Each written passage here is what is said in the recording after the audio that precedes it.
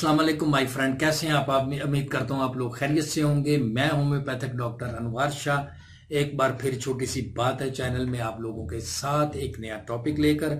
आज का हमारा टॉपिक है फीवर्स के बारे में। फीवर पे बात करेंगे, मेनिंजाइटिस फीवर, मलेरिया फीवर और सिंपल फीवर के बारे में बात करेंगे, टाइफाइड फीवर के बारे में बात करेंगे। तो वीडियो का आगाज करते हैं। बहुत सारे लोगों का कहना ये है कि ये होम्योपैथिक मेडिसिन जो है ये फीवर में, बुखार में ये काम नहीं करती है और ये बुखार में क्विकली इसका असर नहीं होता। ऐसा बिल्कुल नहीं है। आज मैं आप लोगों को फीवर के बारे में मेडिसिन बताता हूँ होम्योपैथिक की।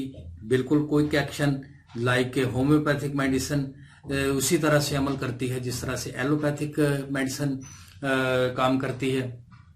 तो मैं आप लोगों को बताता हूँ कि टेम्परेचर, सबसे पहले टेम्परेचर क्या है। इंसानी जिस्म का टेम्परेचर, नॉर्मल टेम्परेचर जो है वो 98 पॉइंट है, 98 पॉइंट है और इससे अगर ऊपर हो जाए तो हमारे जिस्म का टेम्परेचर बढ़ जाता है और 98 से अगर कम हो जाए तो हमारे जिस्म का टेम्परेचर जो है वो कम हो जाता है। कम हो जाए तो इसमें नींद बेहोशी का आलम हो जाता है। इसके लिए भी फिर मेडिसिन इस्तेमाल करते हैं।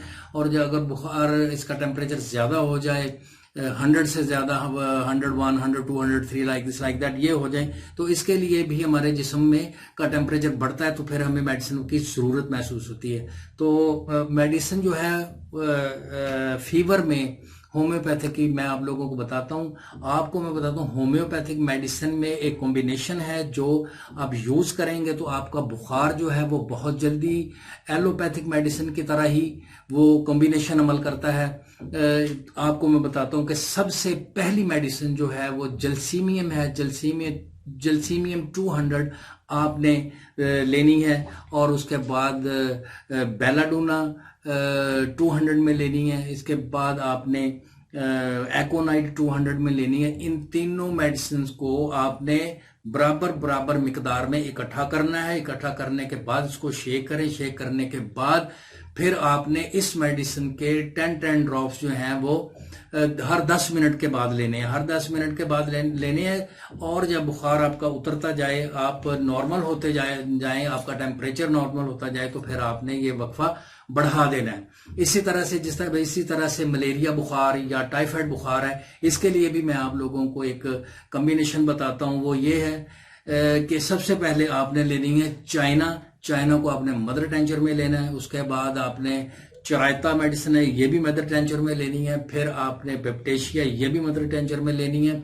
इसके बाद इचिनेशिया, ये भी आपने मदर टेंचर में लेनी है। इनको चारों मेडिसिनों को आपस में बराबर बराबर मिकदार में मिक्स कर लें। मिक्स करने के बाद इसको अच्छी तरह से हिलाएं। हिलाने के बाद फिर इसको आधा कप पानी में इसके 20 से 30 बूंद डालकर, ड्रॉप्स डालकर इसको हर 20 मिनट के बाद इसको रिपीट करें तो इंशाल्लाह आपका मलेरिया, टाइफाइड फीवर भी जो है ये इंशाल्लाह ठीक हो जाएगा।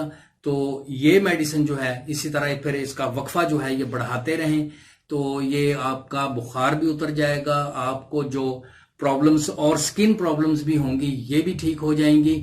ये मलेरिया, टाइफाइड और आम फीवर का जो कॉम्बिनेशन मैंने आप लोगों को बताया है ये यूज करें तो फौरी तौर पे जिस तरह एलोपैथिक अमल करती है ये भी इसी तरह से अमल करती है, एक्शन करती है। आप लोगों का फीवर जो है वो ठीक हो सकता है, ठीक हो जाता है। तो ये फीवर्स, मैंने सिर्फ ये 3 फीवर्स के बारे में बात की है, मलेरिया फीवर, टाइफाइड फीवर और ये हमें जो सिंपल फीवर होता है।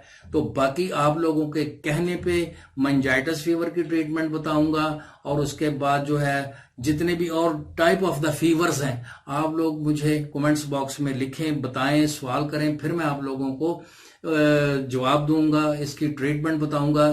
जस्ट मैंने आपको ये 3 किस्म के फीवर्स के बारे में मेडिसिन बताई है। ये बहुत ही अच्छे, बहुत ही जबरदस्त कॉम्बिनेशन है और इसको यूज करें तो इंशाल्लाह आपको आराम पहुंचेगा। आज के लिए इतना ही काफी। इजाजत दीजिए। डॉक्टर अनवार शाह को चैनल छोटी सी बात है में चैनल को सब्सक्राइब करना ना भूलिएगा। कमेंट्स कीजिए, लाइक कीजिए। बहुत शुक्रिया। अल्लाह हाफिज।